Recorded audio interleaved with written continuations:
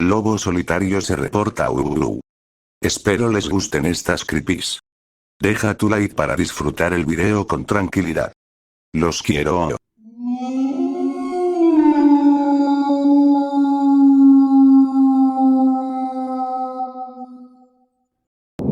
Encontré un pozo en el bosque.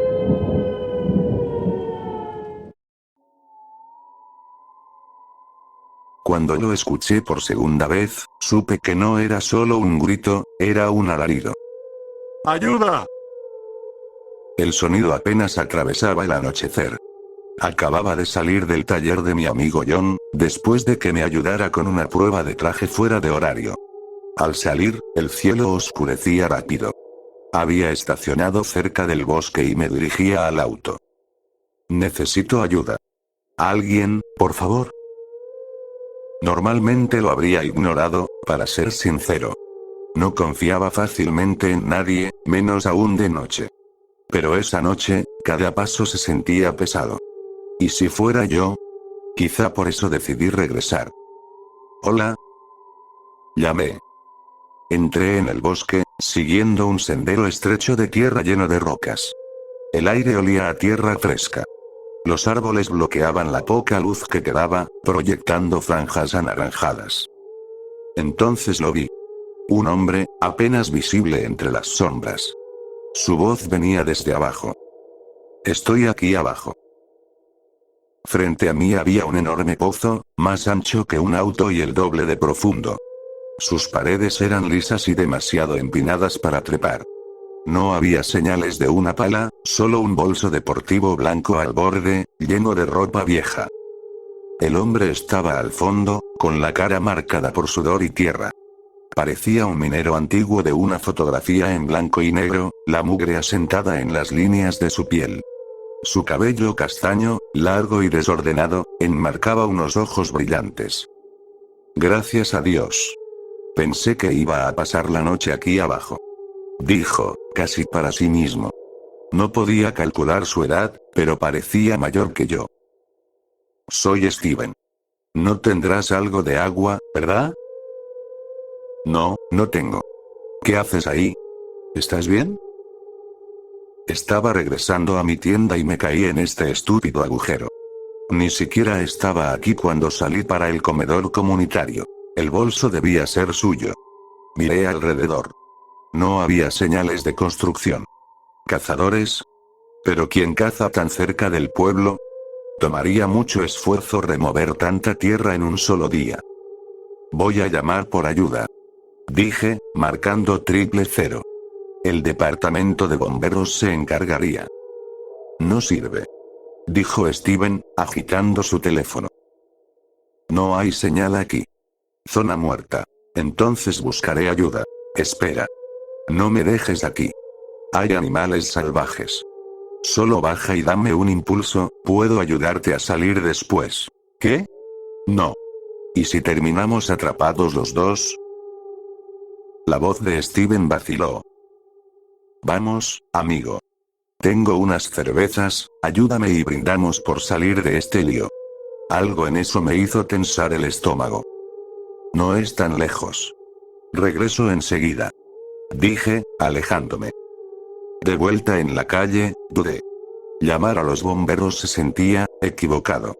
Era tarde, ¿y si tenían una emergencia real? En cambio, llamé a John. Seguramente todavía estaba cerrando, y sabía que él tenía una escalera. La llamada sonó, luego conectó. Tras explicarle lo ocurrido, un silencio largo se instaló entre nosotros. Quédate donde estás. Mantén la llamada abierta hasta que llegue. Dijo John. ¿Qué le pasa a todo el mundo hoy? Pregunté, a medias bromeando, a medias preocupado. Seguí en la línea hasta que vi a John cruzar el estacionamiento, cargando un rifle de caza. Jesús, John. ¿Qué demonios? Muéstrame dónde encontraste el agujero. Ordenó. Entramos al bosque. Las luces de nuestros teléfonos apenas iluminaban el suelo frente a nosotros. John mantenía el rifle levantado, revisando cada árbol y arbusto. Cuando llegamos al pozo, John apuntó dentro con el rifle. Estaba demasiado oscuro para ver el fondo, pero tras llamar a Steven, concluimos que ya no estaba ahí. Estaba aquí mismo. Susurré. Dijo que llevaba horas gritando. No hay forma de que simplemente haya decidido trepar. A lo largo del borde, marcas de manos se hundían en la pared de tierra. El bolso había desaparecido, pero la ropa estaba tirada afuera. John soltó el aire con fuerza. Oh, sí estuvo aquí. Pero nunca estuvo atrapado. No entiendes. Creo que es un indigente, vive aquí afuera. Estaba cubierto de tierra. Lo primero que me pidió fue agua. John apretó el rifle. 2 veces este año ha pasado. La policía recibió llamadas sobre un hombre gritando en el bosque. No encontraron a nadie, hasta que una mujer que paseaba a su perro vio una mano asomando, como si alguien intentara salir de la tierra. Encontraron cuerpos enterrados en pozos como este. Un frío me recorrió el pecho. ¿En serio? Claro, Steven había sido extraño, pero eso no significaba que fuera peligroso. Mucha gente sin hogar monta campamentos lejos de la vista. Y tira su único par de ropa limpia, pensé. Me sentí como un idiota. Como si casi hubiera muerto por intentar ser amable por una vez. John me llevó a casa. Pasé toda la noche leyendo artículos sobre los asesinatos anteriores y me asusté tanto que no dormí nada. Salí temprano del trabajo el resto de la semana, caminando siempre mientras hubiera luz. Quería olvidarlo por completo. Pero ahora, por segunda vez esta noche, escucho ese grito. Ayúdame. Y sé, en lo más profundo, que es él.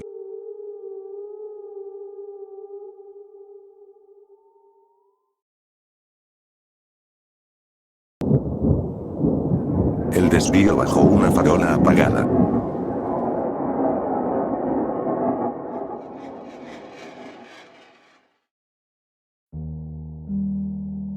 Estaba a 30 millas de la ciudad en la autopista Redback, cuando noté que el buey negro se deslizaba a la vista, filtrándose desde la sombra de un poste de luz apagado.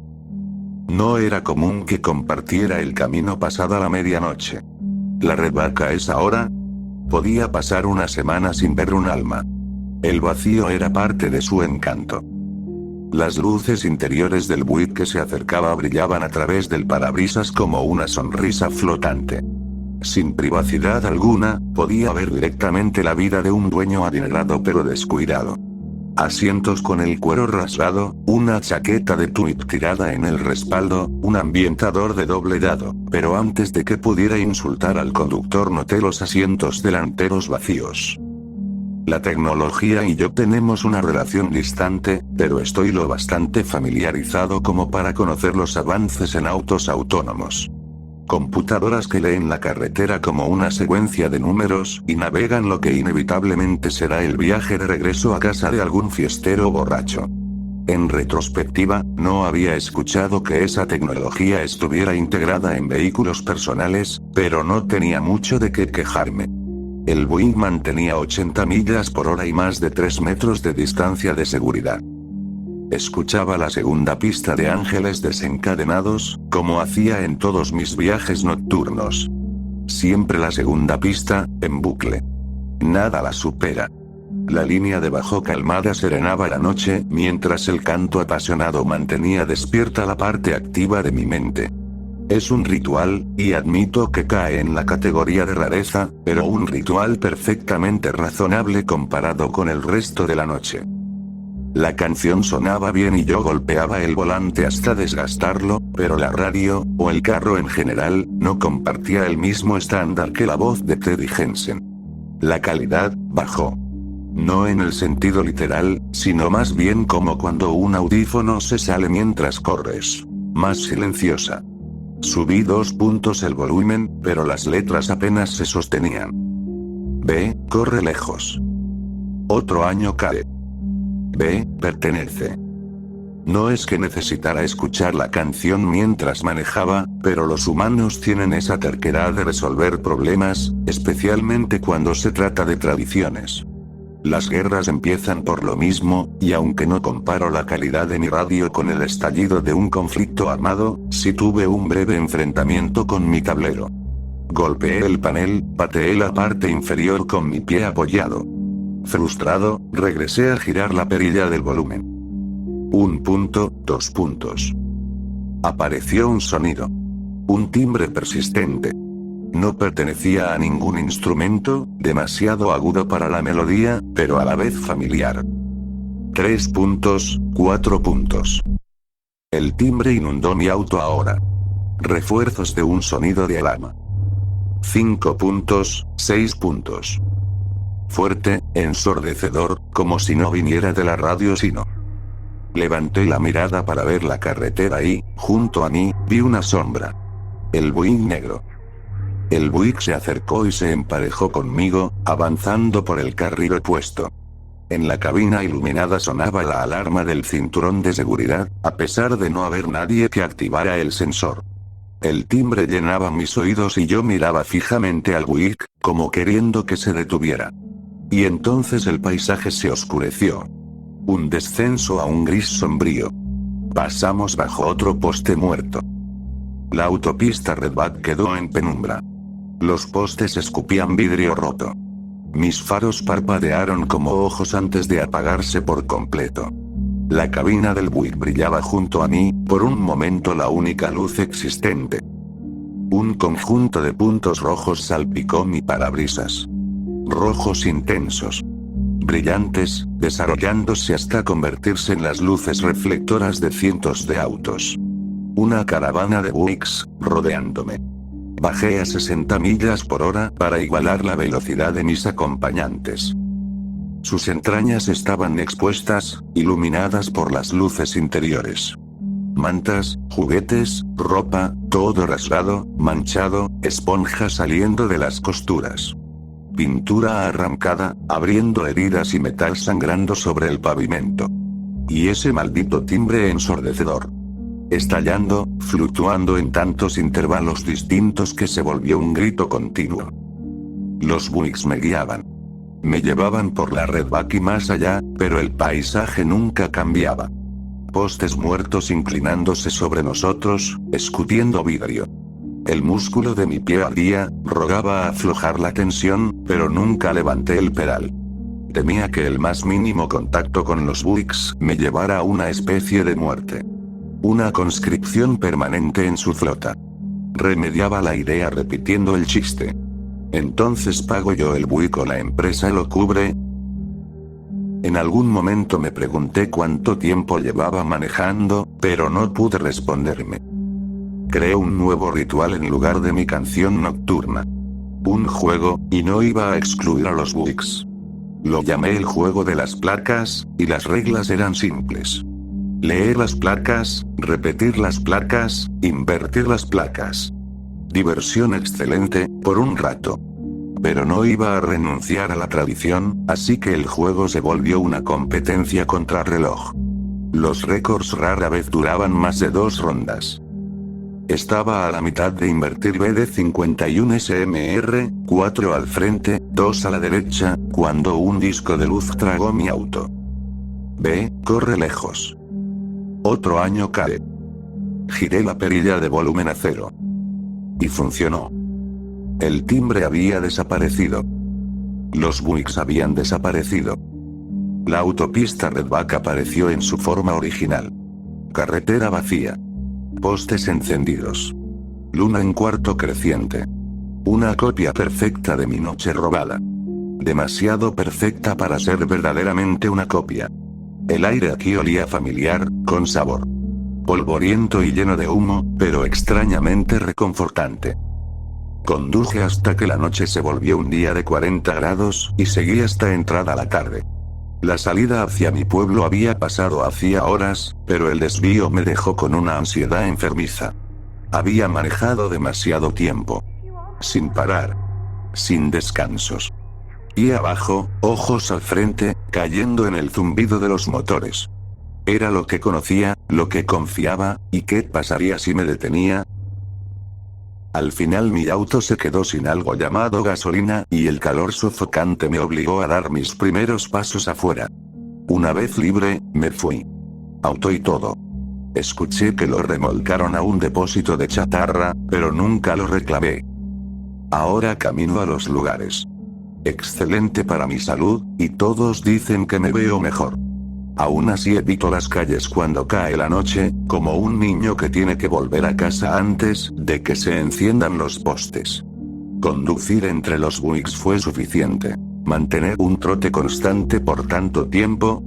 Mátame. Siempre está conmigo, el ritmo del viaje. Como bajarse de una caminadora, la sensación del movimiento queda grabada en tus músculos y se mueven solos. Visiones de la carretera se filtran. Las horas pasan. Las luces se atenuan. Las alarmas suenan, suenan, suenan. Y recuerdo mi desvío bajo un poste muerto.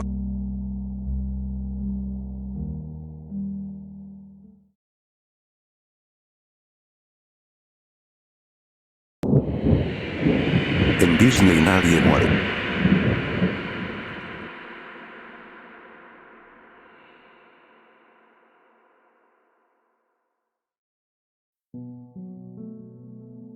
He visitado Disney constantemente desde que era niño.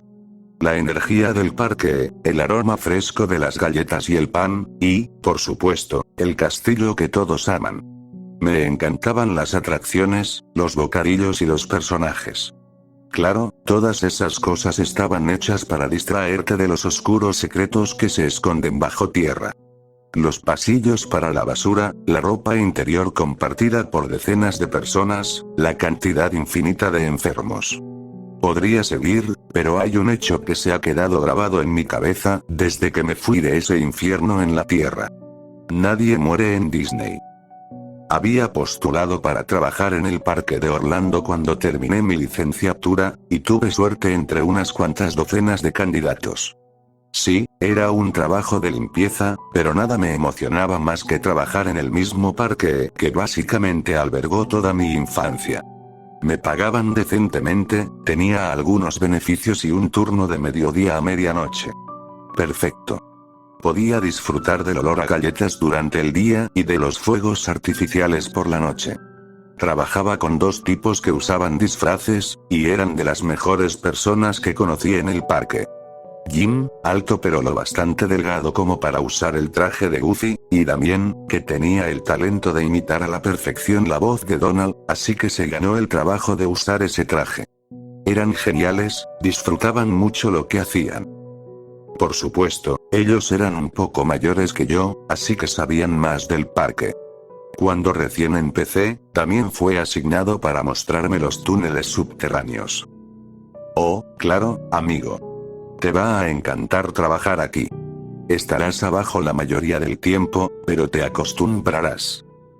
También era el tipo alegre, con mucha energía, así que tenía que seguirle el ritmo y poner atención a todo.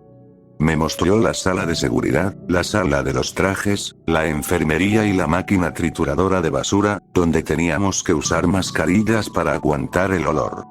Al final del recorrido, pasamos frente a una puerta que se veía fuera de lugar. Tenía muchos cerrojos y algo así como acolchado alrededor del marco. Pregunté para qué servía esa puerta, y Damien se detuvo. Su actitud alegre y habladora se desmoronó de golpe, y habló con miedo y resentimiento. No entres por esa puerta. No preguntes, no te intereses, no lo intentes. Sigamos. Me dio miedo después de eso, pero le hice caso. Me gustaba el trabajo, a pesar del entorno, y lo soporté por un tiempo. Los fuegos artificiales del 4 de julio se celebraban más tarde ese día, y yo ayudé a Damien y a Jim a ponerse unos trajes nuevos. Eran distintos a los demás. Estaban hechos con una especie de pelaje seco, y tenían guantes y ojos de plástico. A Jim no le gustaba mucho el traje, pero tenía que usarlo porque venía con un aumento, y a Damien no le importaba. Ellos iban a estar en una plataforma elevada saludando al público, así que no importaba mucho lo que usaran. Me preocupaba un poco por ellos, pero me aseguraron que todo estaría bien. Ojalá los hubiera convencido de lo contrario. Más tarde, los fuegos artificiales iluminaban el cielo estrellado en todo su esplendor. Niños y padres disfrutaban del espectáculo mientras Donald y Goofy saludaban desde lo alto. Yo estaba limpiando en los túneles cuando ocurrió algo. Paramédicos de Disney pasaron corriendo, cargando dos trajes horriblemente quemados que lloraban y gritaban de dolor. Corrí detrás de ellos y entré en la enfermería. Los nuevos trajes de Donald y Goofy, aún con Damien y Jim dentro, estaban allí. Jim había perdido ambas piernas, la mitad del brazo derecho y tenía esquirlas de fuego incrustadas en el pecho. El pico del traje de Damien se había incrustado en su mandíbula, que también estaba destrozada. Le faltaban ambos brazos, y las piernas del traje estaban fundidas a las suyas. El soporte de los fuegos artificiales se había roto al despegar, y una gran bomba estalló cerca de ellos, lanzándolos contra unos arbustos inflamables. La escena fue tan horrible que casi me desmayé. El jefe entró y me aseguró que estarían bien, pero yo sabía que iban a morir. Corrí por los túneles, entré al baño, vomité y lloré por mis amigos. Tiempo después, sus nombres fueron borrados del registro de trabajo y sus expedientes quemados. Los jefes y compañeros nunca volvieron a mencionarlos, y escuché que la puerta acolchada se abrió y se cerró. Aguanté el trabajo hasta que terminó el año, limpiando a veces cerca de sus áreas de trabajo y dejando escapar alguna lágrima. Cada vez que pasaba cerca de esa puerta, a veces escuchaba un golpe, un silbido o un susurro que decía amigo, algo que Damien solía decirme. Me estremecía cada vez que lo oía. Fui con el jefe a recoger mi último pago y mencioné el nombre de Damien. ¿Quién? Damien. El Donald que murió en verano. Entonces me dijo algo que me quitó toda la magia del parque. No seas ridículo. Nadie muere en Disney. Me fui con miedo en el cuerpo y una sensación horrible en el estómago. Lo que sea que había detrás de esa puerta, no era lo bastante especial ni importante como para que a ellos les importara. Y hasta el día de hoy me atormenta lo que la gente no sabe sobre la oscuridad que rodea la belleza y la diversión de Disney.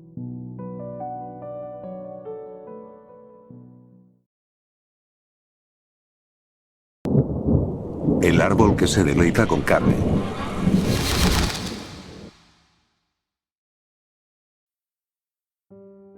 No juegues alrededor del árbol. No toques el árbol. No te subas al columpio. Esas eran las palabras que mi abuela me hacía repetir cada noche antes de acostar a mi hermano menor y a mí. Era nuestro pequeño ritual. Rara vez veíamos a otros niños mientras crecíamos. Nuestra familia, yo, mi hermano Robbie, nuestros padres y nuestra abuela, vivía en una casa antigua en medio de la nada. Estudiábamos en casa. No había nadie que nos dijera que ese ritual era, por lo menos, un poco extraño.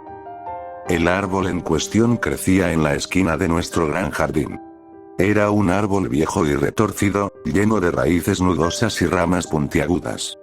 Un columpio de cuerda, desgastado y antiguo, colgaba de una de sus ramas gruesas.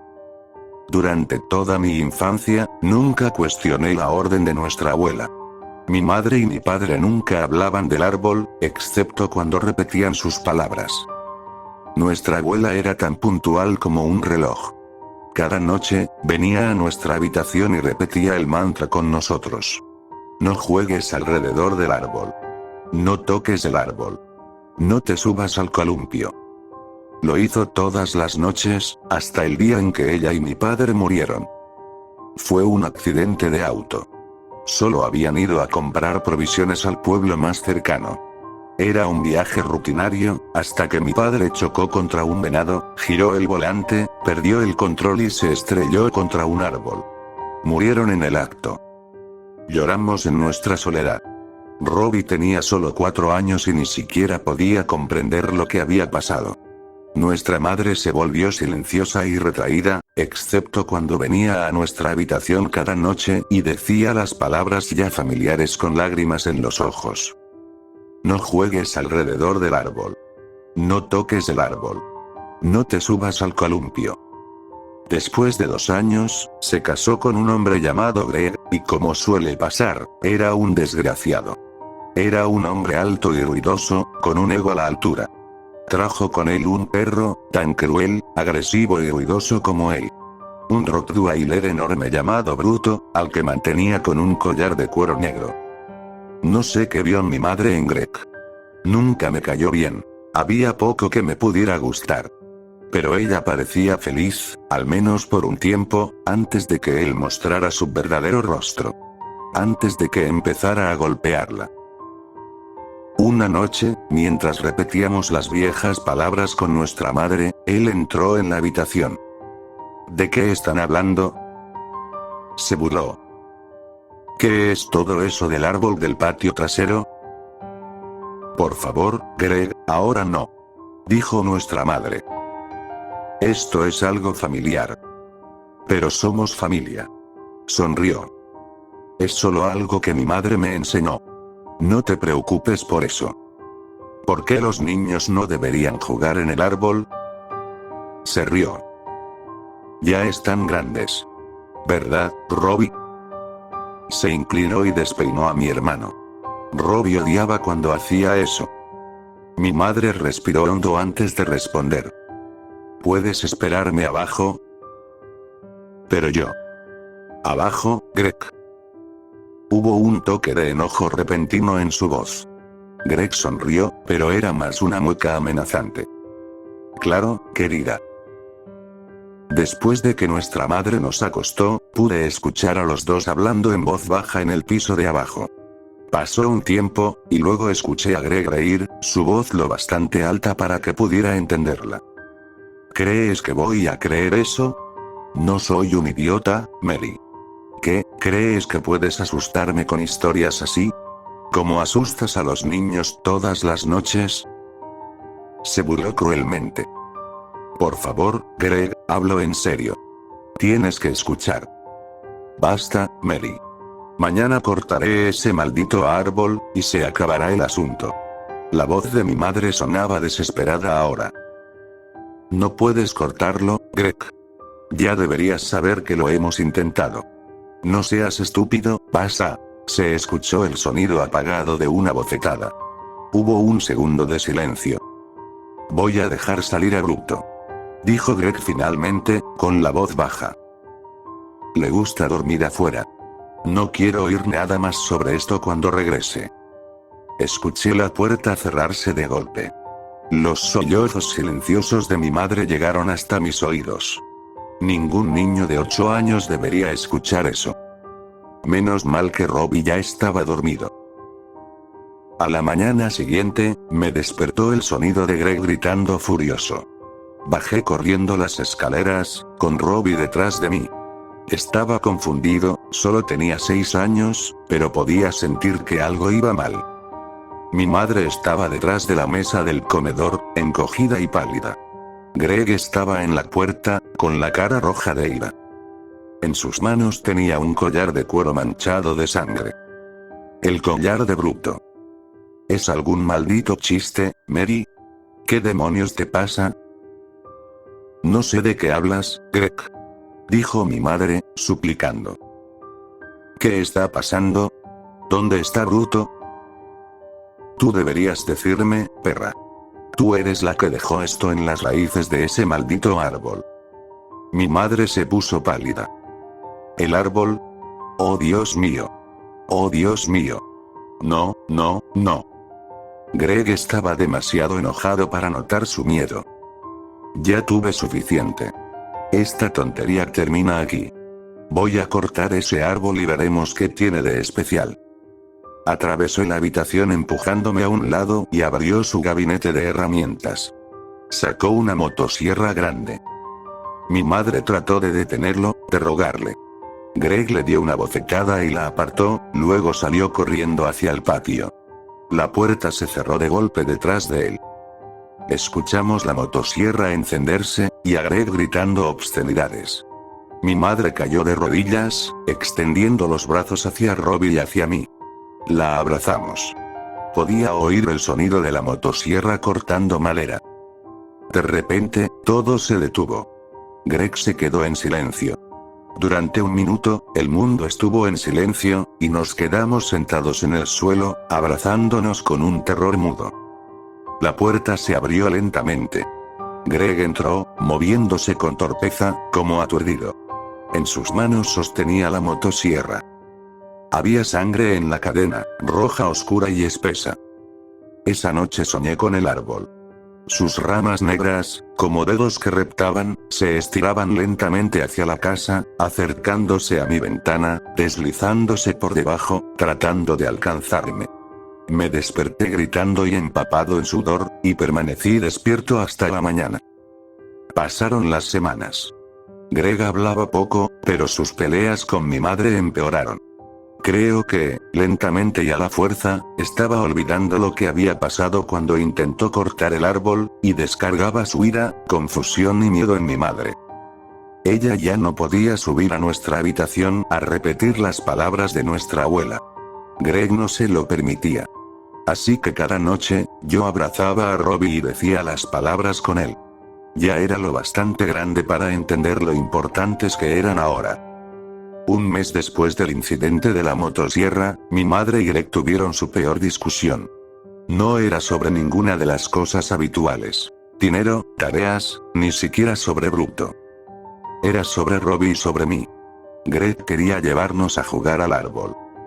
Desgraciado egoísta.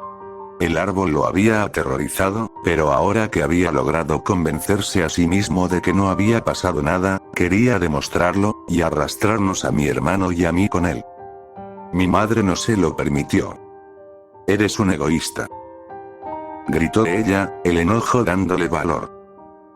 ¿Viste lo que pasó cuando trataste de cortarlo? ¿Viste la sangre? No había sangre. Se burló Greg. Eras sabia. Eso era todo. Solo eres demasiado estúpida para darte cuenta, pedazo de basura. Has asustado a esos niños suficiente tiempo. Ya es hora de que maduren. Mi madre soltó una risa amarga. Estás aterrado, eso es lo que pasa. El árbol te asustó, y ahora necesitas probarte qué tan hombre eres. Tienes razón en tener miedo, Greg. Hubo un segundo de silencio. Greg miró a mi madre con furia, una vena palpitando en su frente. Mañana, se subirán al columpio, y punto, Mary. Eres un miserable. Dijo ella, entre dientes. Greg solo rió. Esa noche, mi madre se escabulló hasta nuestra habitación mientras Greg se duchaba. Repetimos las palabras con ella por primera vez en semanas. No juegues alrededor del árbol. No toques el árbol. No te subas al columpio. Robbie la abrazó. Papá nos va a obligar a subirnos al columpio, mamá. Susurró. No quiero ir al árbol. No, Robbie. Respondió ella en un susurro tranquilo. No dejaré que lo haga. Nunca tendrás que acercarte al árbol. Abajo, escuchamos que la ducha se apagaba. Mi madre suspiró, nos dio un beso rápido y se fue. Poco a poco, caímos en un sueño inquieto. No sé cuánto tiempo estuve soñando. Me desperté de golpe, confundido y desorientado. Las luces estaban encendidas, cegándome con su brillo repentino. Greg estaba en la puerta, tambaleándose. Tenía una botella de vodka en una mano y estaba medio vestido. Vamos, niños. Hora de jugar. Avanzó sin equilibrio, bebiendo un trago de la botella. Robbie despertó y gritó. Greg le agarró la mano, arrancándolo de la cama. Vamos, Robbie, compórtate como un niño grande. Es solo un árbol. No quiero. No quiero. Mamá dijo que yo. Tu madre no está aquí ahora. Gruñó Greg, y sentí que el corazón se me hundía. Vamos a ese maldito árbol, ¿me oíste? Levantó a Robbie a la fuerza. Salté de la cama. Solo tenía 8 años, pero tenía que detenerlo. No puedes hacer esto, Elar. Greg me dio un puñetazo directo en la cara, su ira multiplicando su fuerza. Todo se volvió blanco y sentí que caía al suelo. El mundo volvió lentamente a enfocarse. Estaba acostado de espaldas, con sangre corriendo por mi rostro desde mi nariz rota. Por un segundo, no pude recordar qué había pasado. Robbie. Greg. El árbol. Me arrastré para ponerme de pie, tambaleándome y casi cayendo otra vez. Salí de mi habitación y bajé las escaleras. La puerta hacia el jardín estaba abierta. Junto a ella estaba mi madre, tirada en el suelo. Su rostro estaba golpeado y ensangrentado. Me quedé mirándola, paralizado por el shock. Los gritos de Robbie, viniendo desde afuera, me devolvieron a la realidad. También podía oír a Greg, gritando algo sobre hacer de él un hombre. Salí tambaleándome tras ellos. En la oscuridad, apenas podía ver. Lo único que podía hacer era moverme a trompicones por el jardín, siguiendo los gritos de Robbie y las maldiciones borrachas de Greg. No seas cobarde, Robbie. Es solo un maldito árbol. Se reía, con la voz pastosa. Solo un árbol, ya verás. Hasta el último día de mi vida, nunca olvidaré el momento en que entendí que era demasiado tarde para salvar a mi hermano. El momento en que la noche se llenó de sonidos de madera crujiendo y partiéndose. El momento en que los gritos borrachos de Greg se convirtieron en alaridos de terror. Y luego, silencio. Con lágrimas corriéndome por la cara, corrí por la oscuridad hacia el lugar donde había escuchado los últimos gritos de mi padrastro. El árbol surgió de entre las sombras, y mi corazón se detuvo cuando miré sus raíces. Atrapada en su abrazo retorcido, como si hubiera crecido alrededor de ella por años, estaba la botella vacía de Greg.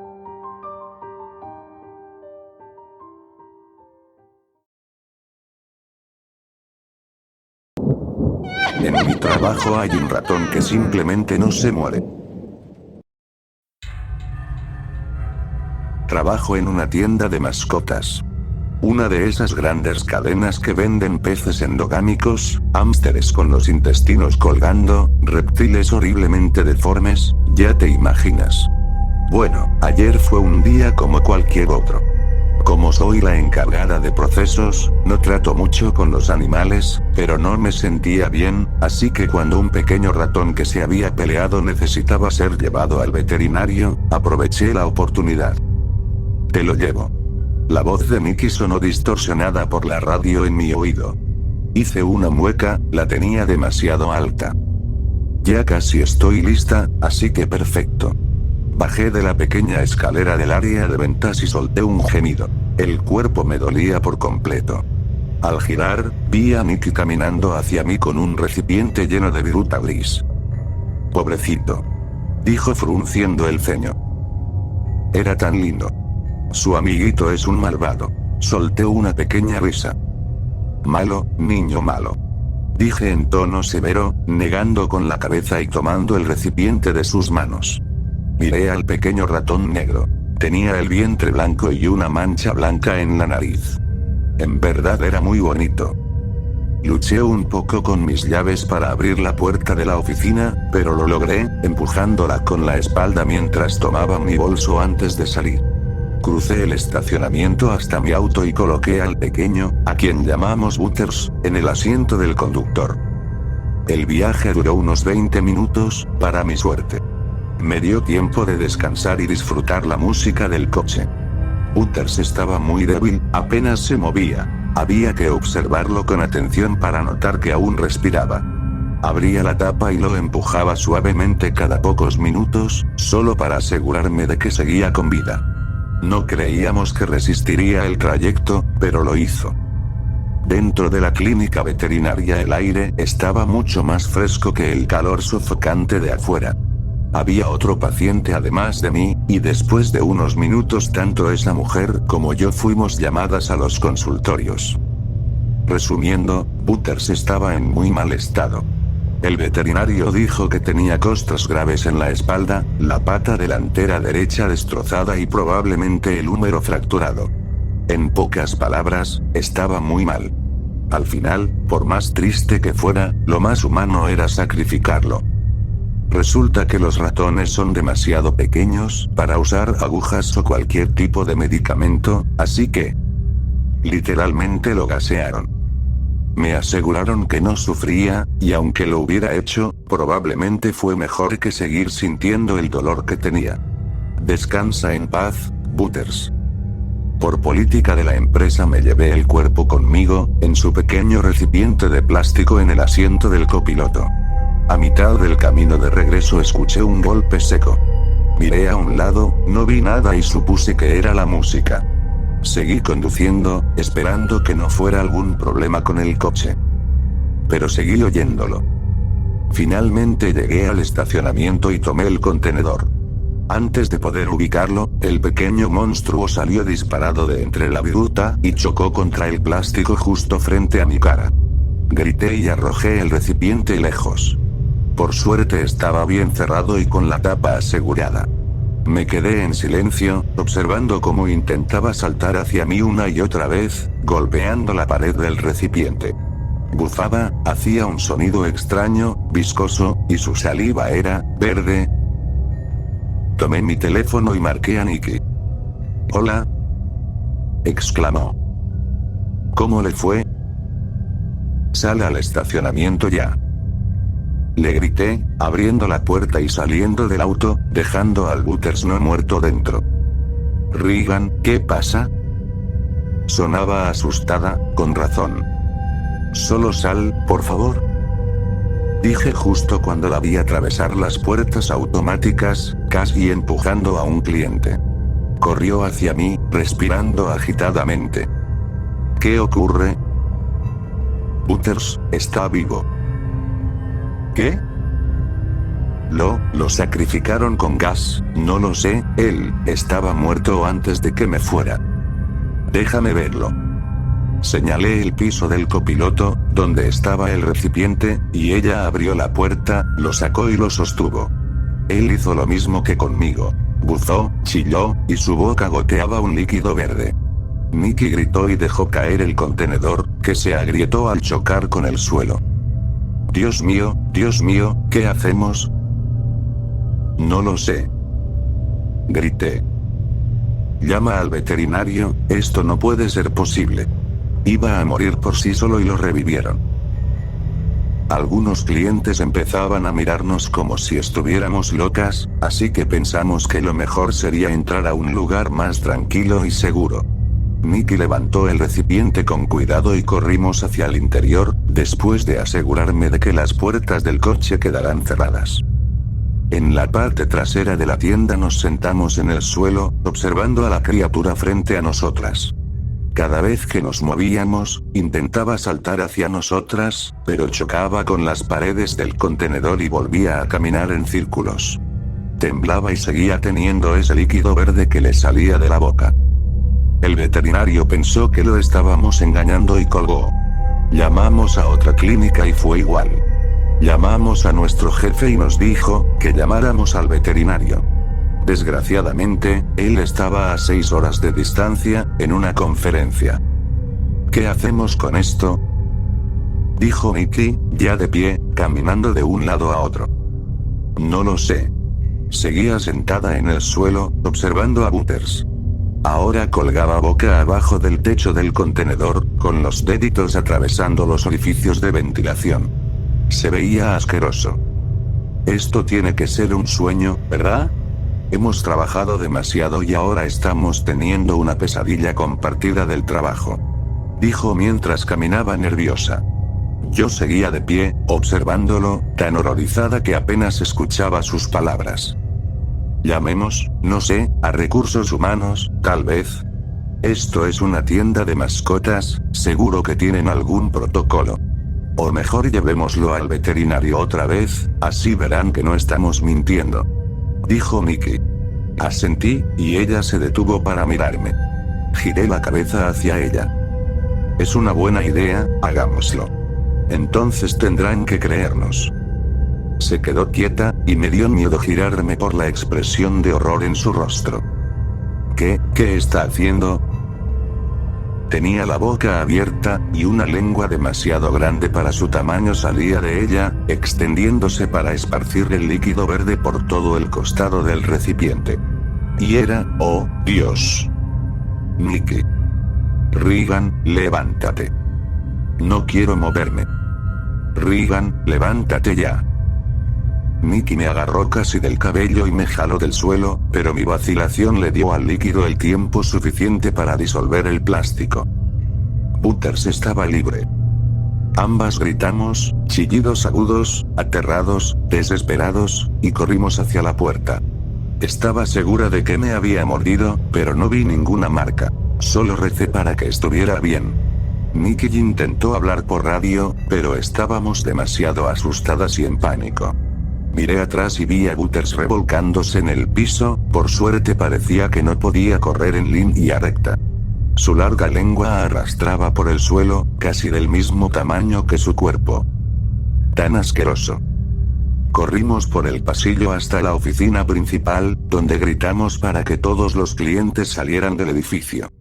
Cerramos las puertas con llave, y Nikki, yo y otro compañero nos subimos a los mostradores de las cajas.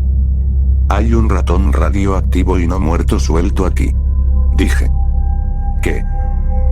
Gritó Jamie, mirando al suelo. ¿De dónde salió? Es Butters. Respondí. Jamie se quedó helada. ¿Estás bromeando? Negamos con la cabeza. Nos quedamos ahí mucho tiempo. Finalmente lo vimos correr por el piso, pero estábamos demasiado aterradas para acercarnos. Intentemos atraparlo. Dijo Jamie, saltando del mostrador. ¿Estás loca? Nikki intentó detenerla. No podemos hacer eso. Estuve de acuerdo. Jamie, detente, te va a morder o algo peor. Ella negó con la cabeza. Mira cómo camina, apenas se mueve. Caminó hasta la mitad de la tienda, donde Butters se arrastraba torpemente. Ni siquiera me di cuenta de que había tomado uno de los contenedores que guardamos debajo de las cajas. Al mirar mejor, vi que había vaciado todo su contenido en el suelo detrás de nosotras. De un solo movimiento, y por algún milagro, atrapó a la horrenda criatura y le puso la tapa encima. Se escapó del plástico, puede derretirlo. Dijo Nikki, temerosa de moverse. No sé qué más usar. Respondió Jamie, inspeccionando el recipiente con atención mientras regresaba hacia nosotras. Tenemos que matarlo. No podía estar más de acuerdo. Hay un martillo en la oficina. Dije, bajándome lentamente del mostrador y corriendo hacia la puerta. Tomé el gran mazo de la caja de herramientas y volví. Bien, yo llamaré su atención. Le entregué el mazo a Jamie. Golpéale la cabeza. Ella asintió. Nikki, tú quita la tapa, ¿de acuerdo? Si se escapa, corre y pide ayuda. Asintió también. De acuerdo, 1, 2, 3. Rápidamente la tapa se levantó, moví las manos frente a Butters, y el mazo bajó con un golpe seco. Hubo silencio, y todas nos asomamos dentro. Lo logramos. Exclamó Jamie, dejando escapar un suspiro de alivio. Gracias a Dios. Dijo Nikki, pálida como el papel, a punto de desmayarse. Dejamos el cuerpo en ese recipiente hasta que llegara el jefe. Revisó las cámaras, hizo un informe del incidente, habló con los veterinarios, fue una noche larga. Nikki fue a buscar el recipiente, pero cuando regresó, tenía una expresión de terror. El cuerpo, ya no está. Dijo. Acabo de despertar, deseando que todo haya sido una pesadilla, porque no recuerdo nada después de eso. Lo que sí sé, es que cuando entré al baño esta mañana, mi cabello se veía más gris que antes, y mi labio superior me picaba muchísimo, como si algo quisiera salir de mi piel. Tengo una protuberancia en la espalda, justo encima del coxis. Giré para mirarme en el espejo. Una pequeña masa rosada y carnosa estaba creciendo de mi piel. Y si me concentro lo suficiente, puedo hacerla moverse. Soy intolerante a la lactosa, así que, ¿por qué tengo tantas ganas de comer queso Gouda?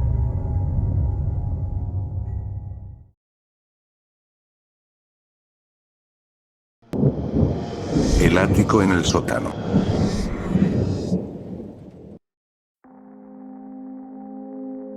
cállense allá atrás.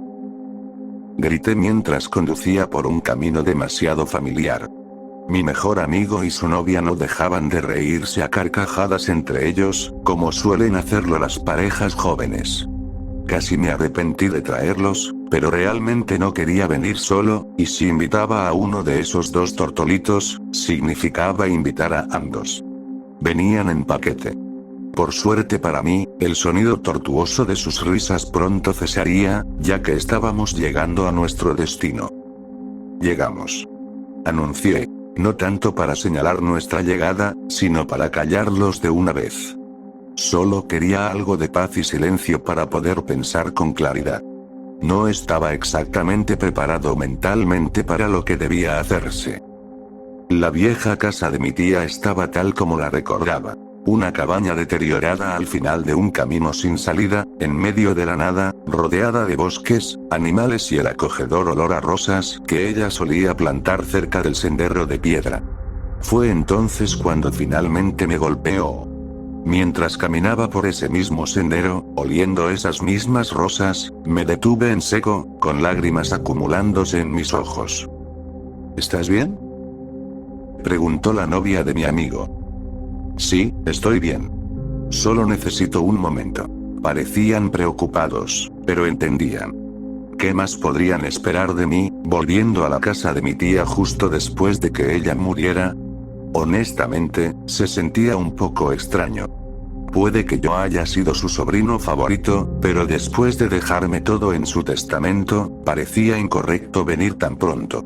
El servicio se había realizado apenas un día antes. Sabía que ella no tenía mucho, y sabía que realmente no estaba ahí para recoger una herencia, pero aún así me sentía mal, y en ese momento, peor. Los recuerdos que tenía de ella emergían con cada paso que daba hacia la puerta principal. No la había visto desde que tenía 10 años, pero podía reproducir cada recuerdo en mi cabeza como una película. Era muy cercano a ella en aquellos días. Podía haber sido mi madre perfectamente. Mi madre biológica cuidaba de mí, pero no era cariñosa de la forma en que mi tía lo era. Recuerdo visitarla después de la escuela y ser recibido con la clásica leche y galletas. En lugar de ver televisión como un niño normal, ella no tenía, me quedaba escuchándola tocar el piano durante horas. A veces salíamos a observar aves o trabajábamos en el jardín, cosas que no he hecho ni pensado en hacer desde entonces. Esos son algunos de mis recuerdos más preciados, y como tesoros, los mantuve guardados y ocultos durante muchos años, hasta ahora. Cuando me acerqué a la puerta de la cabaña, me detuve una vez más. ¿En serio, estás bien?, preguntó mi amigo esta vez, visiblemente preocupado. Nunca me había visto así. Estoy bien. ¿Por qué no van a dar esa caminata de la que hablaban? Yo entraré y echaré un vistazo. Pueden encontrarme después en el coche, si tú lo dices. Los dos se internaron en un sendero del bosque, y yo me quedé ahí parado, mirando la casa que no había visto en muchos años. La sensación que me invadió era tan extraña. Es difícil describirla. Era más que duelo, más que tristeza. Supongo que la mejor manera de decirlo es que la extrañaba. Es curioso. Si pudiera verme ahora, probablemente no me reconocería. Soy alto, barbudo y uso gafas, casi lo contrario de cómo era de niño. Pensar en eso solo me entristeció más. Ella nunca vería al hombre en el que me convertí. Con un último suspiro lleno de emociones, avancé y tomé la manija de la puerta principal. Mi tía no tenía cerraduras en sus puertas o ventanas. La casa fue construida hace tanto tiempo que ni siquiera incluía cerraduras. Ella podría haber mandado a instalar algunas, pero sentía que no las necesitaba en medio de la nada. Lo mencionó una de las primeras veces que me quedé ahí, diciendo: confía en el mundo, y te dejará libre. Cuando era niño, escucharla decir eso me hacía sentir seguro, de alguna forma. Ya adulto y recordando esa frase, la encuentro muy peculiar. Pero bueno, así era mi tía. Sencilla y ajena al resto del mundo. Honestamente, extrañaba mucho esa parte de ella. Todos esos recuerdos regresaron poco a poco mientras abría la puerta. La liberación agridulce que sentí se interrumpió cuando vi el interior de la cabaña. Todo, y realmente todo, estaba exactamente en su lugar. Era como si volviera a ser un niño, llegando después de la escuela para disfrutar de la compañía de mi tía. Mis recuerdos se proyectaban delante de mí como un estallido nostálgico de energía. Podía ver a mi tía sentada al piano, tocando como solía hacerlo. Podía verme a mí mismo, sentado, comiendo galletas caseras, escuchando la música con atención. Podía verla de nuevo cocinando la cena en la cocina, mientras yo me sentaba en el sofá, leyendo uno de sus viejos libros. Caminé entre esas escenas vivas y subí las escaleras para ver más. Me detuve rápidamente cuando llegué a la parte superior de la escalera. Me di cuenta de que solo llevaba al ático. No me interesaba, recordando que mi tía lo usaba como almacén, así que bajé de nuevo. No sabía exactamente qué estaba buscando. Tal vez solo un poco de tranquilidad para calmar el corazón. Tal vez algo que me confirmara sin duda que mi tía había muerto en paz. En el fondo, sentía una enorme culpa por estar en esa casa otra vez. Casi demasiada para soportar. Cuando tenía casi 11 años, mis padres se mudaron a otro estado. Fue entonces cuando dejé de ver a mi tía.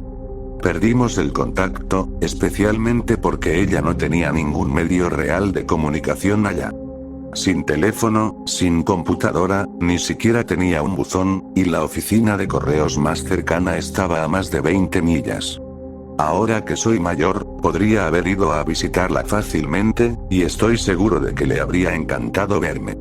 Supongo que simplemente pensé que siempre estaría ahí.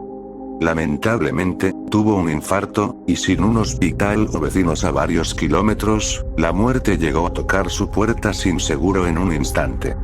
Al menos, esta visita me hizo reflexionar sobre lo fugaz que es la vida. En ese punto, pensé que sería lo único que terminaría llevándome de ese lugar. Mientras bajaba las escaleras y regresaba a la sala, noté algo. Estaba tan apurado por escapar de mis recuerdos físicos que no lo había visto antes. Era el escritorio donde mi tía se sentaba a escribir durante horas. Decía que eso la ayudaba a experimentar el mundo fuera de su cabaña, escribiendo sobre cómo lo imaginaba y cómo quería que fuera. Cuanto más la recordaba, más podía ver cuán aislada y un poco inestable era en realidad. Era extraña, pero la quería igual, incluso ahora. Lo que no había notado al entrar a la casa era que el cajón del escritorio estaba abierto. Miré dentro y encontré una sola hoja de papel con la letra de mi tía. Esto era lo que decía. A mi querido sobrino, si estás leyendo esto, entonces las frías mareas de la muerte me han arrastrado de una vez por todas. Sé que no nos hemos visto desde que eras niño, pero espero que aún pienses con cariño en nuestro tiempo juntos. Fui feliz cuidándote, y sé que tú también estabas feliz de pasar tiempo conmigo. No quiero que estés triste, ni que te sientas incómodo por mi muerte de ninguna manera. Así es, y a su vez así debía ser. Siempre te llevaré en mi corazón, y espero que tú hagas lo mismo por mí. Quiero que vivas libre a pesar de esto, y que disfrutes cada momento de tu vida, así como yo disfruté la mía.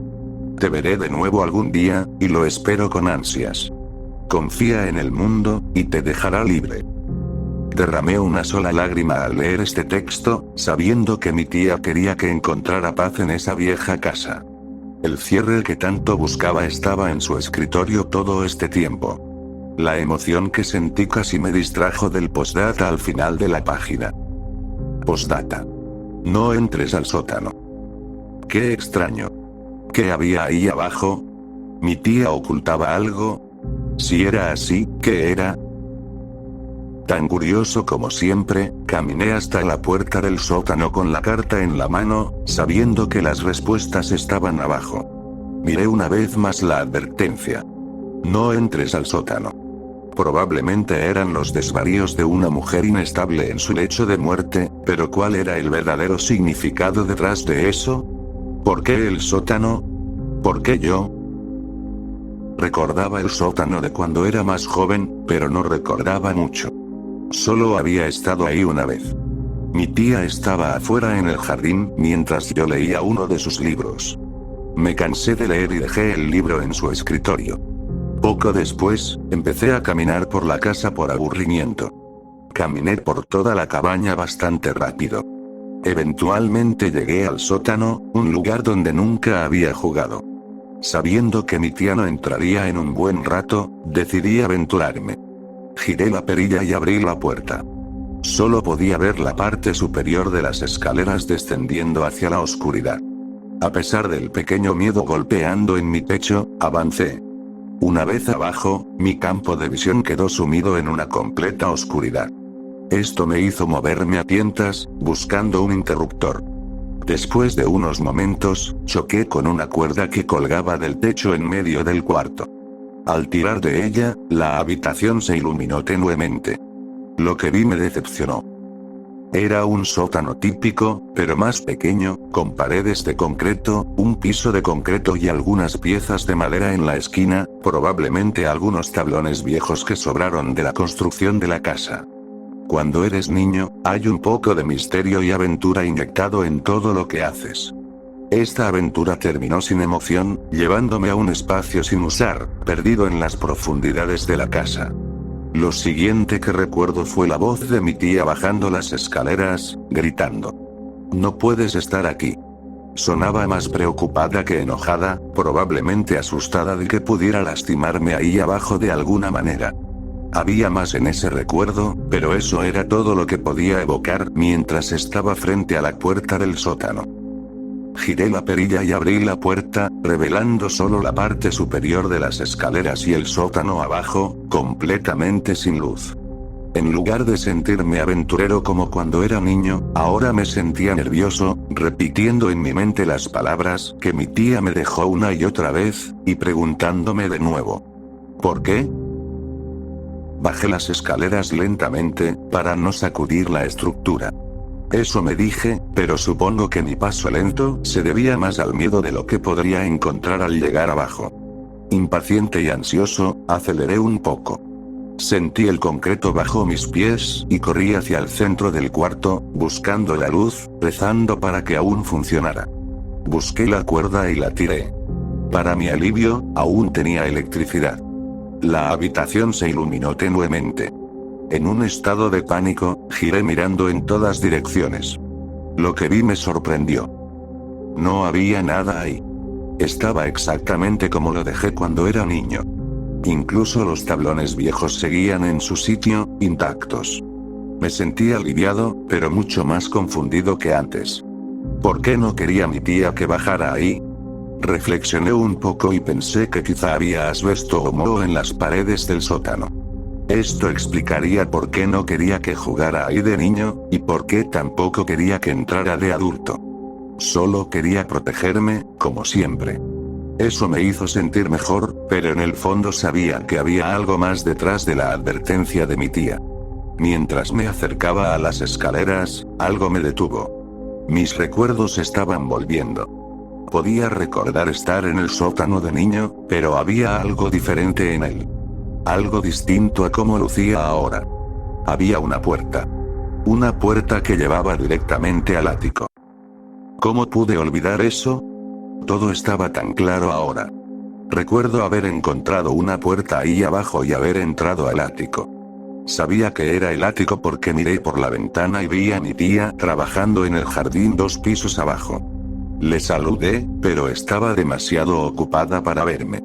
Me parecía raro en ese momento poder viajar del sótano al ático sin subir ni un solo escalón, pero lo dejé pasar. Después de todo, solo tenía 10 años y no me interesaba pensar en cómo estaba construida una casa. Ahora que soy adulto, ese recuerdo extraño era desconcertante. ¿Cómo podía el sótano llevar al ático? Ni siquiera es remotamente posible. Intenté recordar más, pero los detalles de ese día seguían borrosos. Intenté convencerme de que era un sueño lo que recordaba. ¿Qué más podía ser? Era un sinsentido, ¿verdad? No había forma de que hubiera ocurrido realmente. Algo cómodo con esa idea, avancé hacia las escaleras, pero antes le di otra mirada al sótano. Lo que vi eliminó todas mis dudas. Ahí, en medio de la pared izquierda del sótano, estaba la puerta de mi recuerdo. Entrecerré los ojos y me froté la cara, manteniendo los ojos cerrados unos segundos antes de abrirlos de nuevo. Cuando lo hice, la puerta seguía ahí, tan tangible y real como cualquier otra. Esto no podía ser. Simplemente no podía. Sabía con certeza que la puerta no estaba ahí hace unos momentos, y ya me había convencido de que mi recuerdo infantil no era más que un sueño extraño. ¿Qué demonios estaba pasando? Solo había una forma de averiguarlo. Después de recuperar algo de compostura y reunir una pequeña dosis de valor, caminé, aunque lentamente, hacia la puerta inexplicable. Mis movimientos pausados reflejaban mi actitud vacilante, permitiéndome ganar unos segundos mientras reunía el coraje para abrir de una vez esa maldita cosa. A pesar de lo lento que avanzaba, cubrí la distancia en unos pocos segundos. Un testimonio del pequeño tamaño del sótano. El momento de la verdad había llegado. Respiré hondo, giré la perilla y empujé la puerta. Eso era. Por fin llegaría al fondo de la advertencia de mi tía y de mis propios recuerdos extraños. La puerta chirrió y reveló la habitación detrás de ella. Para mi sorpresa, no era otra que el ático, tal como lo recordaba, con la ventana incluida. ¿Pero cómo? La luz del sol entraba por la ventana y se deslizaba por la habitación con un brillo deslumbrante, dejándome atónito. Avancé para mirar hacia afuera, solo para asegurarme de que realmente era el ático y que no había perdido completamente la cordura. Después de asomarme, ese veredicto seguía sin estar claro. 2 pisos más abajo estaba el jardín de mi tía. El pasto estaba tan verde como siempre, y el cielo tan claro como el día. Todo era tan vibrante. Miré hacia el jardín de mi tía y, para mi sorpresa, había una persona ahí. Era una mujer, y estaba trabajando en el jardín. ¿Quién era, y por qué estaba en el jardín de mi tía? Se dio la vuelta mostrando su rostro y, para mi sorpresa, era mi tía. ¿Qué? ¿Cómo? Mi tía estaba muerta. Yo mismo la había visto ser bajada a la tierra. En ese momento, escuché el sonido de pasos detrás de mí. Sobresaltado, me giré hacia el ruido. ¿Quién eres?, preguntó una voz suave. Era mi yo de 10 años, de pie a unos 6 metros de mí. Para ese punto, estaba en tal estado de confusión que decidí aceptarlo y hablar con él. Soy un amigo. Fue lo único que se me ocurrió decir. ¿Eres amigo de mi tía?, preguntó, inocente. Había olvidado lo curioso que era de niño. Sí, un amigo muy cercano. Mi yo más joven caminó para mirar por la ventana donde yo estaba. Me hice a un lado para dejarlo ver. Él vio a nuestra tía abajo en el jardín y le hizo un gesto con la mano. Ella no notó nada. ¿Tienes una tía?, preguntó. Sí, pero falleció, dije. Lamento escuchar eso. Justo entonces, tuve una epifanía. Tal vez esta era la razón por la que estaba ahí. Tal vez este era el cierre que necesitaba desde el principio. Escúchame. Sé que ahora te cuesta entenderlo, pero algún día tu tía también va a fallecer. Quiero que pases todo el tiempo que puedas con ella y la visites siempre que te sea posible. Significas el mundo para ella, y lo lamentarás si no haces el esfuerzo de estar con ella ahora, mientras todavía puedes. ¿Está bien? Fue todo lo que dijo. Eso era todo lo que necesitaba decir. Después de caminar un poco y mirar algunas de las cosas viejas en el ático, incluyendo unos libros antiguos que llamaron su atención, mi versión joven salió del ático para regresar al sótano y cerró la puerta detrás de él. Miré por la ventana y vi que mi tía había terminado de trabajar en el jardín y ahora regresaba a la casa. Fue entonces cuando tuve mi siguiente epifanía. Empecé a recordar más eventos de ese día. Todo volvía a mí. Recordaba a mi yo adulto, tal como soy ahora, de pie en el ático. El hombre amable con barba y gafas. Recordaba la conversación que tuvimos e incluso hablar de ello después con mi tía. Mi asombro se vio interrumpido por más pasos en la habitación contigua. Esta vez, eran los de mi tía. Corrí hacia la puerta y escuché. No puedes estar aquí. Gritó con un tono preocupado. Quise abrir la puerta y enfrentarla, solo para verla una vez más y decirle que lamentaba no haberla visitado nunca. Me acerqué a la perilla, pero pensé que era mejor no salir. Probablemente habría pensado que yo era un intruso merodeando por su casa. Como dije antes, no me reconocería ya de adulto. Mi disculpa tendría que quedar sin pronunciarse. Podía escucharla regañar a mi versión más joven y luego llevarme arriba. En lugar de seguir escuchando para averiguar qué pasaba después, simplemente lo recordé. Podía evocar que le conté a mi tía sobre la puerta del ático en el sótano y sobre el hombre amable con barba. Ella me dijo que tenía mucha imaginación y me pidió que me lavara para cenar. Ahora, al recordarlo, me venía una mirada preocupada en sus ojos, sobre todo después de contarle lo que el hombre con barba me había dicho. Parecía saber más de la experiencia de lo que demostraba. Me quedé ahí un rato, asimilando todo. Finalmente decidí que era hora de irme. Tomé la perilla y traté de girarla. No se movió. La giré un poco más fuerte, pero fue inútil. Una oleada de terror me invadió. Nada de esto tenía sentido. Las puertas en la casa de mi tía no tenían cerraduras. Aunque claro, hasta ese punto nada tenía sentido. Retrocedí un poco y me lancé contra la puerta. No se movió. Lo hice varias veces más, e incluso intenté romper la ventana. Nada ocurrió. Cansado, me senté a descansar. Fue en ese momento cuando escuché un eco lejano de pasos y voces dentro de la casa. Eran mi amigo y su novia. Casi los había olvidado. Estaba salvado. Aturdido por el alivio, les grité. Se volvió evidente que no podían oírme desde donde yo estaba. Los escuché caminando y diciendo mi nombre. Subí la voz y comencé a golpear la puerta. Estoy aquí, chicos. Grité, sin saber si estaba arriba o abajo de ellos. Aún así, no podían oírme. Empecé a entrar en pánico. Comencé a gritar lo más fuerte que pude y a golpear la puerta con toda mi fuerza. No obtuve respuesta. Con la voz agotada y las manos doloridas, me rendí. Me dejé caer contra la pared y deslicé mi espalda hasta quedar sentado, con algunas lágrimas corriendo por mi rostro.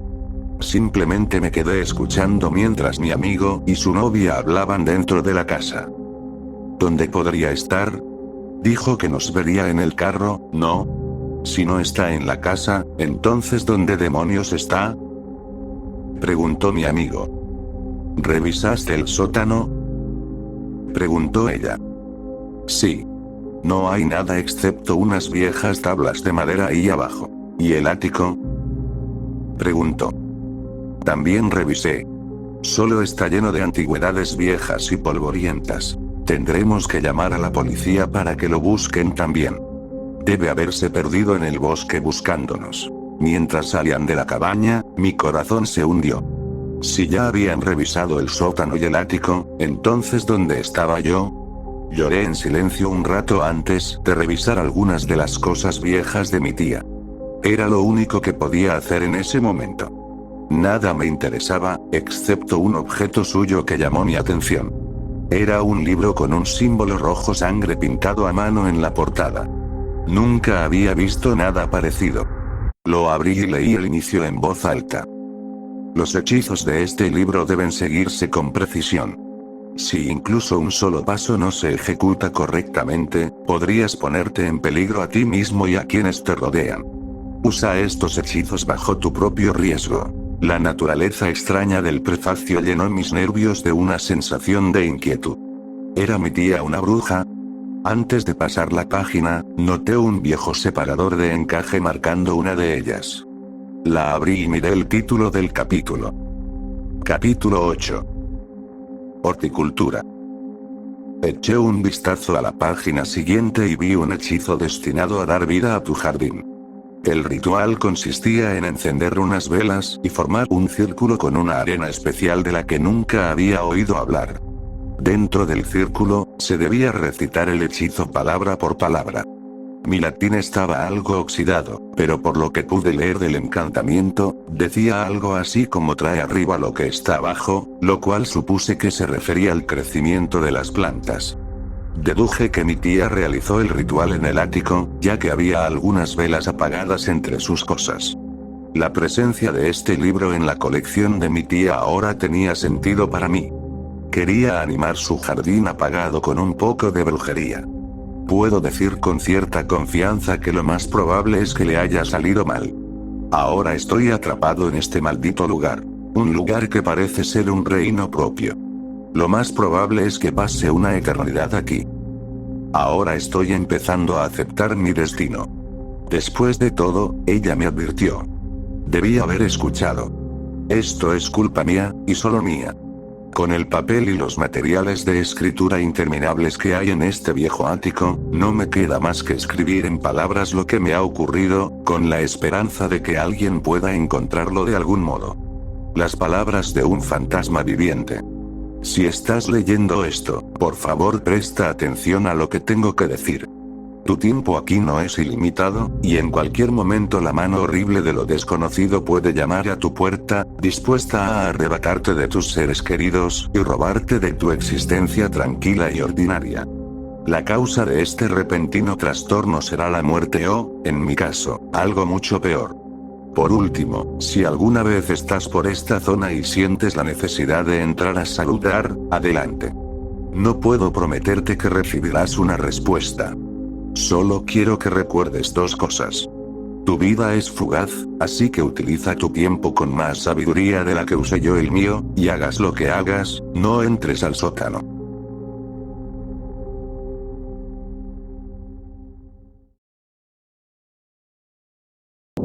Algo ha encontrado la sonda Voyager 1.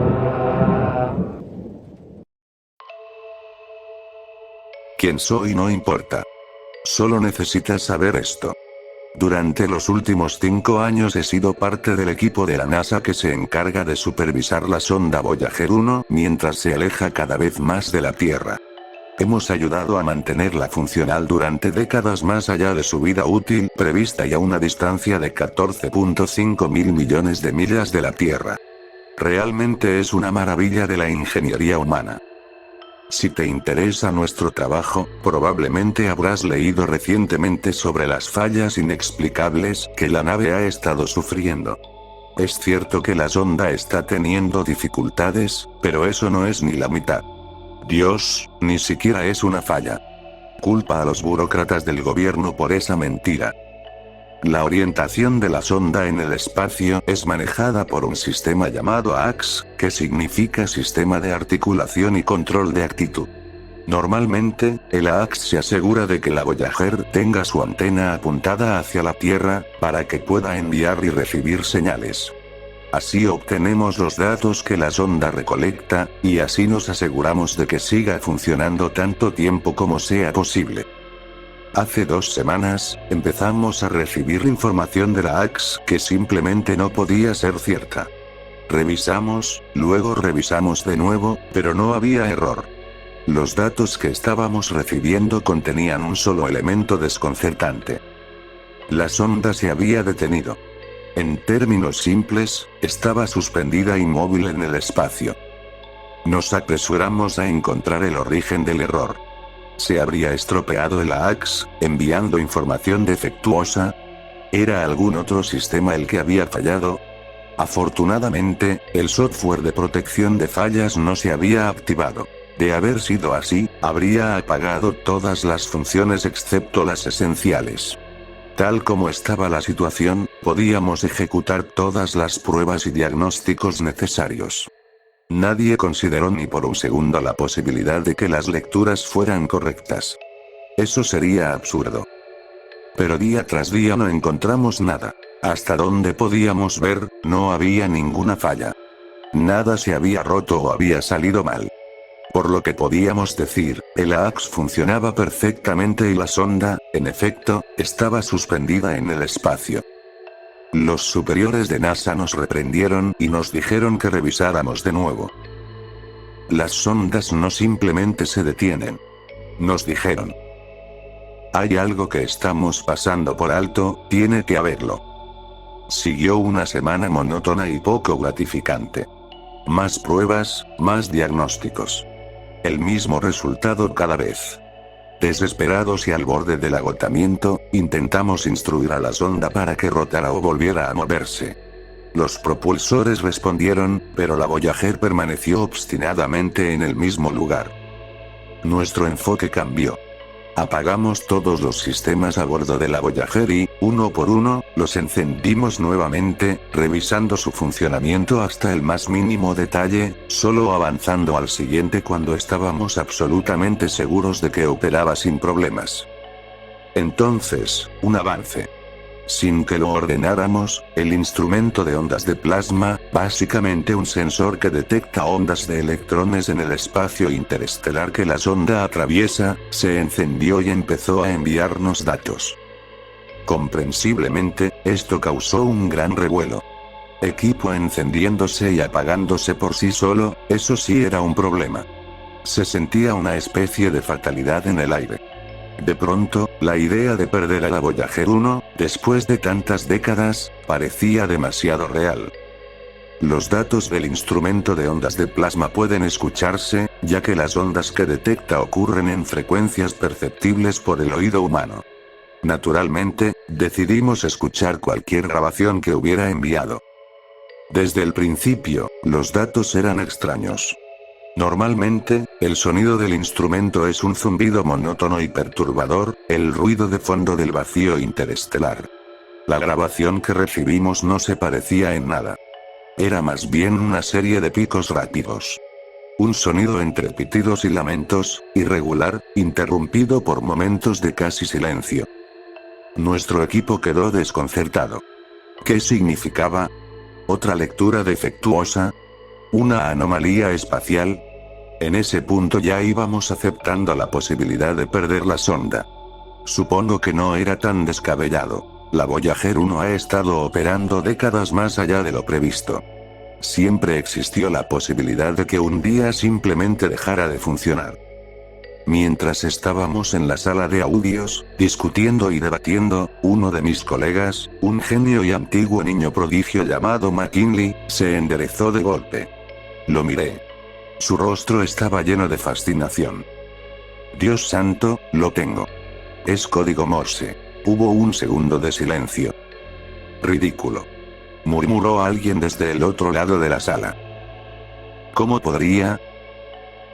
Escúchenlo. Insistió McKinley. Los picos, la puntuación, las pausas, es Morse, se los digo. Tomó papel y lápiz, reprodujo la grabación y empezó a murmurar. P. E. R. A. Después de unos minutos, se incorporó y levantó la hoja en el aire. Perasperadastra. Declaró con triunfo. La sala estalló en actividad frenética, gente gritando al mismo tiempo, haciendo preguntas, expresando confusión, proponiendo hipótesis. Esa frase, perasperadastra, era conocida por todos nosotros. Cuando las sondas Voyager fueron lanzadas, la NASA les anexó algo llamado los Golden Records. Un disco fonográfico pensado como mensaje para cualquier forma de vida extraterrestre que encontraran en el vacío. Los discos contenían desde música hasta sonidos de la naturaleza y saludos grabados en 55 idiomas. Y, por último, un mensaje en código Morse. Perasperadastra. A través de las dificultades, hacia las estrellas. Una frase motivacional enviada a nuestros posibles vecinos interestelares. Más grabaciones fueron llegando mientras seguíamos discutiendo. Estas lecturas eran imposibles, no podían ser reales. Estábamos recibiendo todos los sonidos almacenados en los Golden Records, reproducidos de forma distorsionada a través del instrumento de ondas de plasma. Canto de aves, música, incluso la voz del hijo de Carl Sagan diciendo hola. Con cada lectura, la sala se volvió más silenciosa, más tensa, mientras la verdad se hacía evidente. Alguien, algo allá afuera, estaba escuchando la grabación dorada. Y entonces el AAX se volvió loco. De repente, hubo movimiento donde hacía un segundo no había ninguno. Nuestros sistemas se inundaron de datos de localización y sentí que el corazón me caía al estómago cuando entendí lo que ocurría. La Voyager había empezado a moverse otra vez. A velocidades que ninguna creación humana debería alcanzar, se precipitaba por el espacio. Y venía de regreso hacia la Tierra. Ahora lo entiendo. Entiendo por qué está pasando esto. Las grabaciones no son lo único en ese disco. Hay mucho más. Diagramas de la biología humana, de nuestra cultura, del sistema solar. Dios mío, todo lleva de vuelta a la Tierra.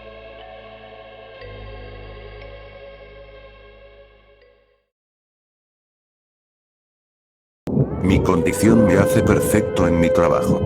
Permítanme explicarles.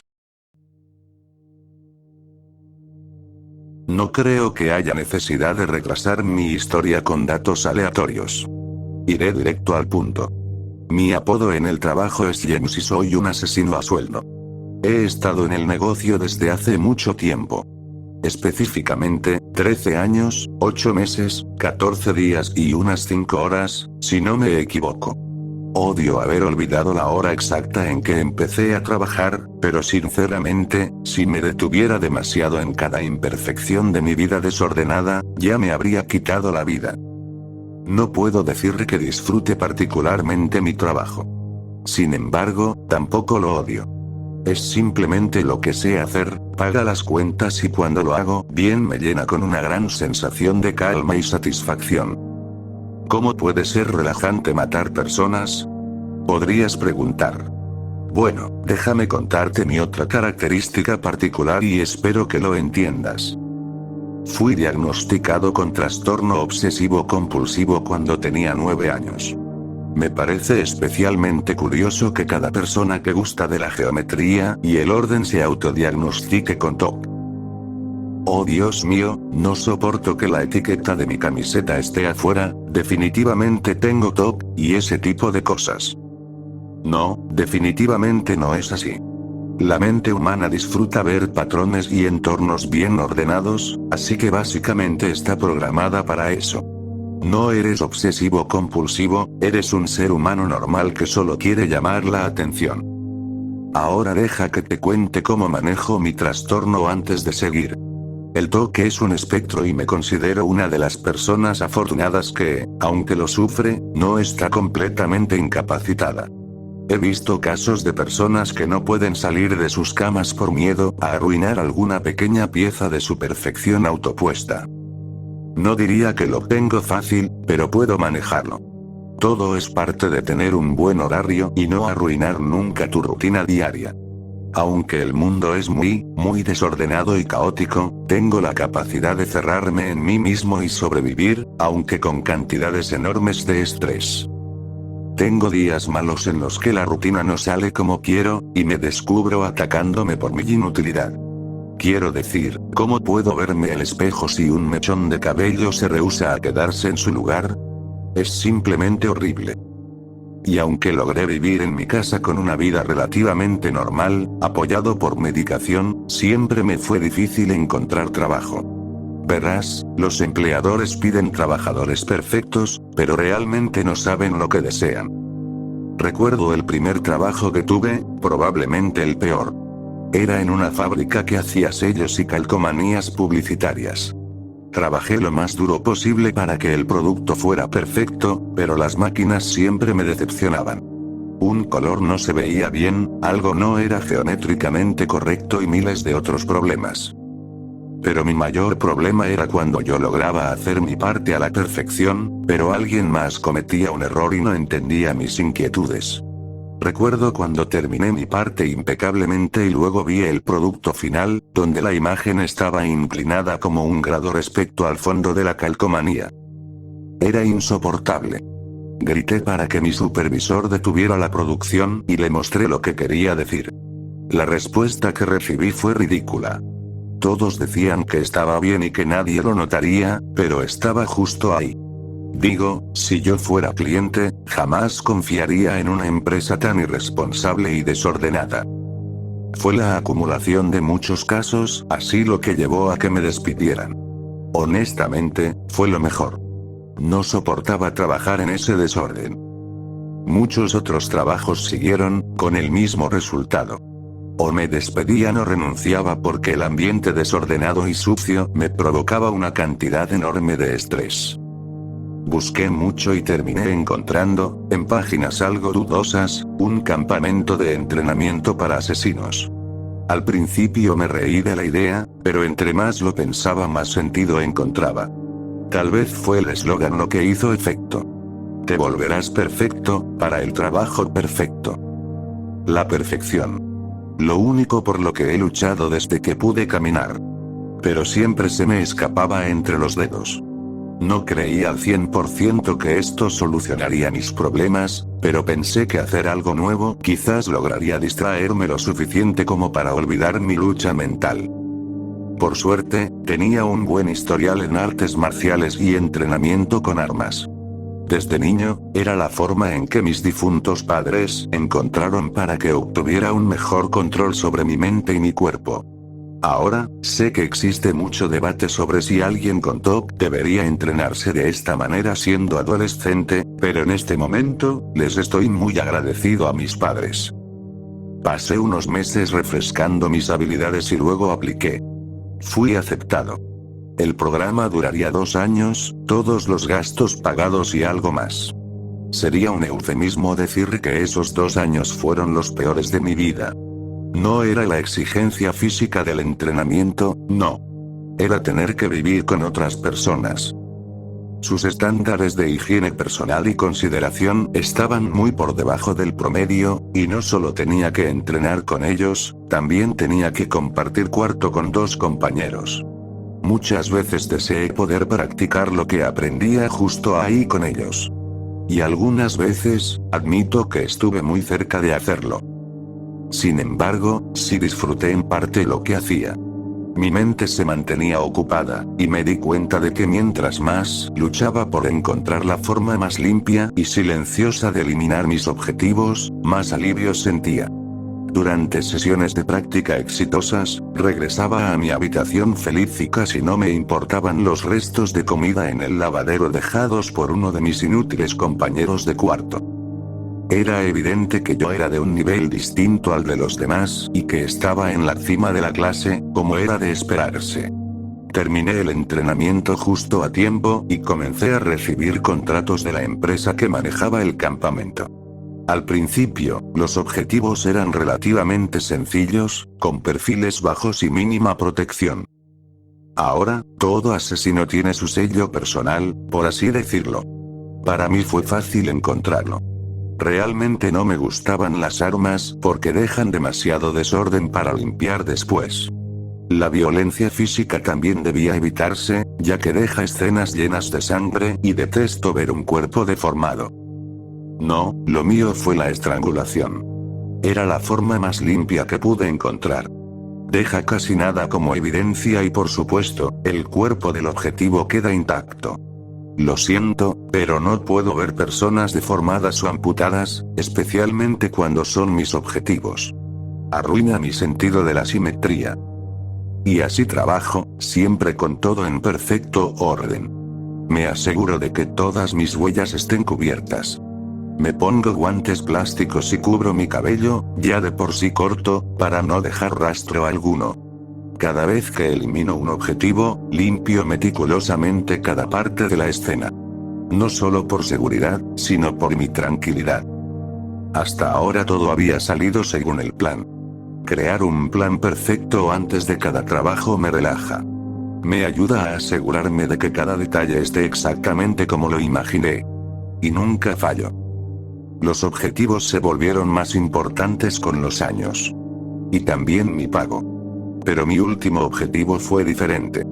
Y por primera vez, agradecí sinceramente mi trastorno, porque creo que fue la única razón por la que sigo vivo para contarlo. La oferta llegó como siempre. Un mensaje de texto con el nombre del objetivo, su ubicación y algunos datos más. Sin detalles adicionales. Pero por primera vez, el mensaje terminaba con una palabra que jamás había visto en un contrato. Una sola palabra. Cuidado. No me alteró mucho, pero sí era molesto. Mis empleadores siempre confiaron totalmente en mí y nunca temieron que no terminara un trabajo. Igual no me importó demasiado. El dinero de este contrato me permitiría vivir alrededor de un año sin trabajar. Después de observar a mi objetivo, me sorprendió descubrir que era ciego.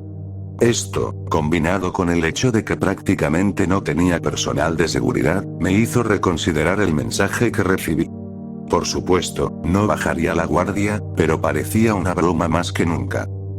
Me tomó alrededor de 2 semanas elaborar una preparación perfecta para el trabajo. Pero al final, estaba casi satisfecho con lo que había ideado.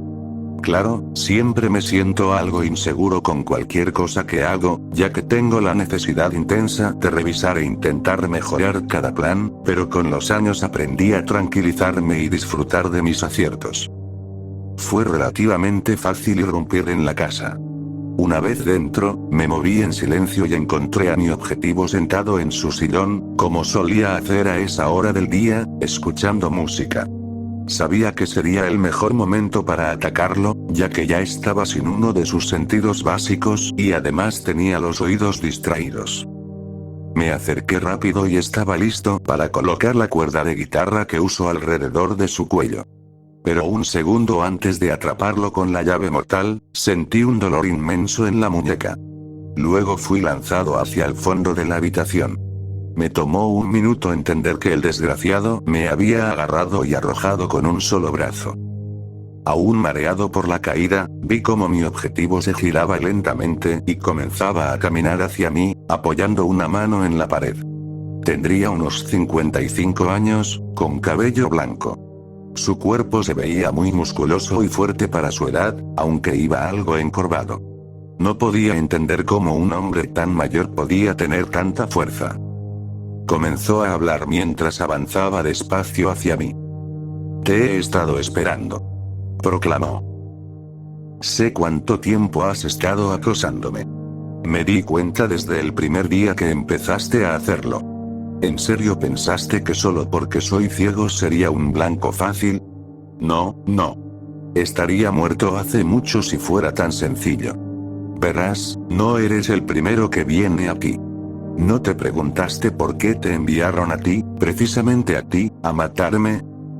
No iba a quedarme ahí escuchando su monólogo, así que saqué la pistola que siempre llevo por emergencia.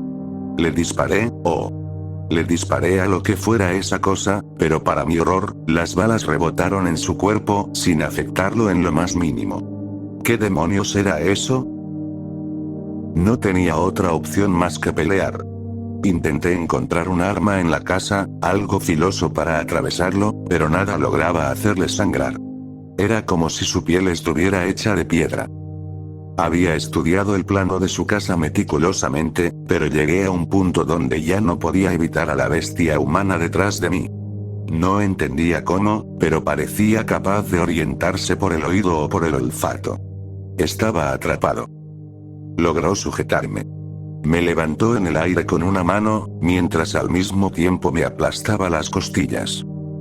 «Ahora te destruiré, igual que destruí a todos los que vinieron antes que tú». Era mi oportunidad. Con los brazos temblando, alcancé el bolsillo oculto en la parte interna de mi chaqueta y saqué una granada, quitándole el seguro al mismo tiempo. Jamás usaría una granada, porque la atención y destrucción que causa serían terribles para mi trabajo y para mi bienestar, pero para ser honesto, ese mensaje de texto y su final tan ominoso me habían afectado mucho. Esa noche, hace solo unas horas, estuve a punto de salir sin ella. Pero al momento de dejar el hotel donde me hospedaba, sentí que algo no estaba bien. Era típico de mi condición.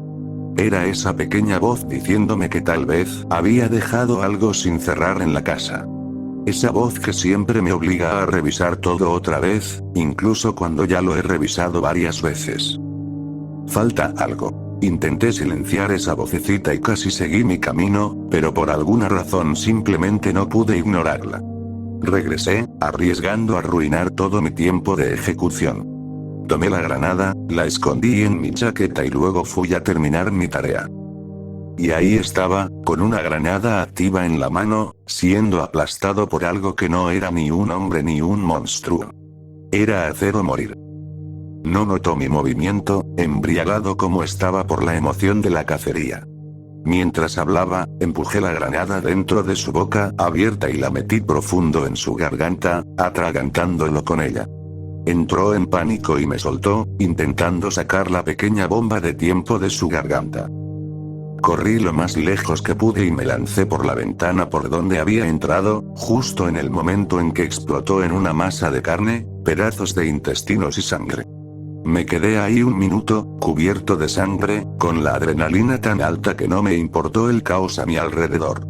Creo que fue la primera vez en mi vida que mi TOC no reaccionó. Para mi horror, vi que había perdido la mitad de mi dedo anular derecho en la pelea y no lo había notado en el momento. Solté un suspiro, sabiendo perfectamente que la tortura de vivir una vida desordenada me perseguiría más que nunca cada vez que mirara mi mano.